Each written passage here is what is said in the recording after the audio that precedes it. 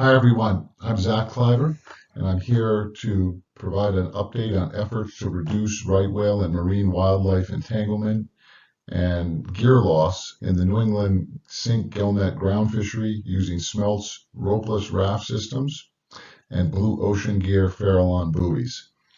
My partners in this is my business partner Roger Fleming, Richard Riles and Kevin Rand at Smelts, Ben Martens at the Maine Coast Fishermen's Association, Rob Morris at EdgeTech, and Robert Melville at Teledyne. Gillnet fisheries are a significant part of the global fisheries, and 19% landings were estimated of the global fish landings in a 2011 study. A global review also found that as much as 5.7% of the nets are annually lost. This was in 2019, and those lost nets can continue to kill marine life and reduce the health of fisheries in the oceans. In the Northeast, both right whales and humpback whales have been documented entangled in gillnet gear, and a recent study by Reeves and al. Really put a focus on the vertical lines and the importance of addressing that. Now, in 1979, Dr. John Lean, who was working with fishermen in Newfoundland and rescued hundreds of humpback whales in fishing gear, in a personal communication with Michael Moore over 40 years ago, said, "We should develop acoustic releases for gill nets."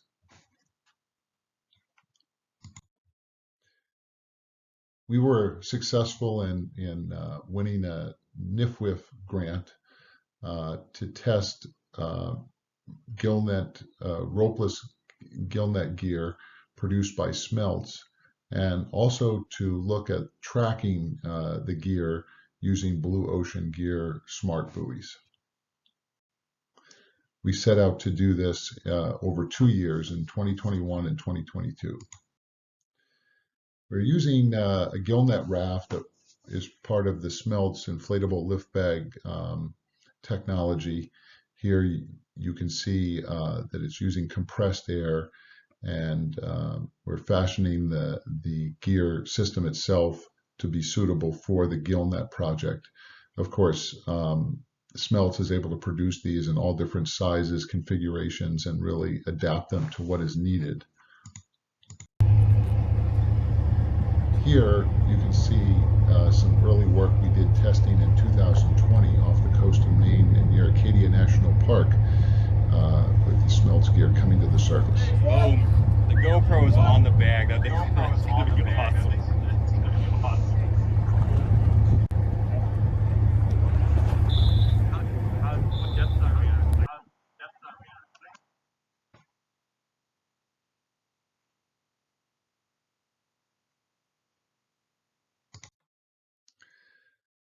We set out to use the Trap Tracker app to track 4 of the gillnet rafts that we used in our grant. So here, if you're familiar with that technology, we're using the GPS marking and marking the gear at the surface as it goes over. We also had 2 Teledyne units that we used as part of this work. And then this year, NIFWIF came back to us and were able to provide some additional funding to give us an additional 2 units. So 8 total units that we have been able to work with, ropeless units for this project. We also purchased 8 Farallon smart buoys from Blue Ocean Gear, so we can mark the other end of the vertical net or the net itself to track the net and mark it. Now, the value here is that if a vessel came along and caught the gear and carried it away, or if it was carried away in a storm, we can have the greater potential to be able to track it. But likewise, if a whale were able to get caught up in a line and it was attached to a smart buoy, we potentially could, based on the movement pattern of the buoy, track it and know that that was a whale or marine life. Uh, there's great potential for this to be part of the solution. Recently, we had one of these buoys that parted off and traveled from Massachusetts way offshore over 200 miles and then came back to the New Jersey coast. It's been out for over a month. It's still providing a signal. You could see how that could be useful if you could do that with all buoys. In 2021, we did lots of work with the Maine Coast Fishermen's Association and their gill netters. We learned a lot. We gave them a lot of gear, 6 units, smart buoys, different types of modems, and threw a lot at them. And we were able at one point to remove the anchors used at either end of a string of gill nets and replace those anchors with ropeless gear. And just before we were going to go to a hybrid trawl in that system where we removed one end line, a fishing trawler came in and did quite a lot of damage to the fishermen's gear. So it really put them off in terms of not wanting to remove that other vertical line. So we just continued to test the gear within that system using both vertical lines, not going to a hybrid system. We had challenges at times. We had one of the boats was pretty noisy. We had battery issues with some of the gear. A lot of this we were able to work through, and it was back and forth. And this is exactly what we set out to do. So we learned a lot in this first year working with them, and are really appreciative of this opportunity. We did about 40 deployments of the gear and retrievals. In 2022, we set out to expand the project and move the gear to other places to see if we could what kind of success we could have, and also to give other fishermen, other gillnet fishermen, an opportunity to try out these systems. So we were able to work with fishermen in New Hampshire and Massachusetts, and we had right away success in this system. They didn't wait. They went right at producing the hybrid gillnet. And so we have the first successful deployments of the hybrid gillnet, where we move one vertical line, and we had over 30 retrievals in that system. This system was being mostly put out and retrieved the same day, occasionally being left overnight. No issues with the gear. The gear was super successful in being deployed and put back over. This was in this particular part of the project. We were initially working with the Teledyne modem systems, which were doing really well for us, and so we were very excited about that. We are going to continue this work. We're just getting those 2 additional units into use now in the project. We have a lot more testing that needs to be done. We are going to be interested in this next year in pursuing the potential, given that the fishermen that we're working with, the one that's had success with the hybrid trawl feels very strongly that we could go to full ropeless. So we are going to be looking to do that, even if it's this where we put it over and then retrieve it within a few hours. You know, if it's not left there, if it's put over and retrieved, be looking at any opportunity we can to try to go fully ropeless with this gear going forward. I do want to tell a quick story. Many of you know that I worked as a whale watch naturalist for over 30 years and guided thousands of trips on the Gulf of Maine out of Bar Harbor, and these are the boats that I worked on. And being on a whale watch boat was a dream job, just one of the most exciting things that you can do with people. And on many trips, we saw incredible things, but on some of those trips, we did see whales that were entangled. I would say more than 24 trips, maybe even 36 for me, trips that I did that I found entangled whales. And one of the whales that consistently was entangled for us was this beautiful young humpback whale named Spinnaker, named for this mark on her tail that kind of looks like a spinnaker of a sail. Now, she got entangled 4 times, 3 times in lobster gear and once in gillnet gear.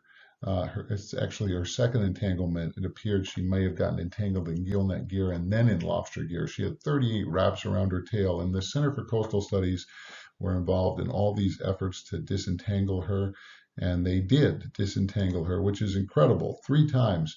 But sadly, this last time she was too beat up and didn't survive that entanglement and washed up on the shores of Acadia National Park. Here's a picture of her.